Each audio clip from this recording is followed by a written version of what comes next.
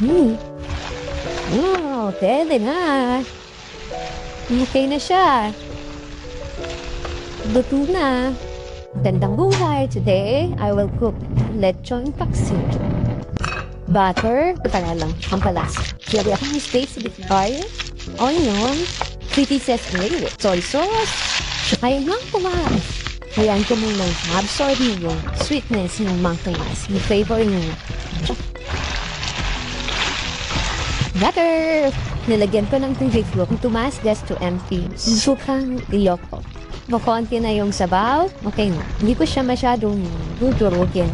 Okay lang sa akin yung meat niya na ganun. Kasi yung ibang lechon paksiw na nakikita ko yung parang durog talaga. Pero sa akin, mas okay na yung ganyan. Konting buo-buo. Pwede na. Okay na siya. Luto na.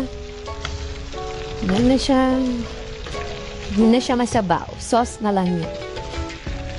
So, I think pwede na siya.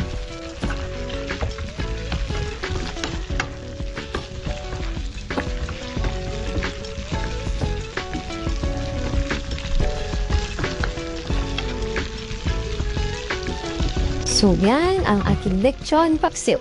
Lechon leftover. Ginawa kong lechon paksiw.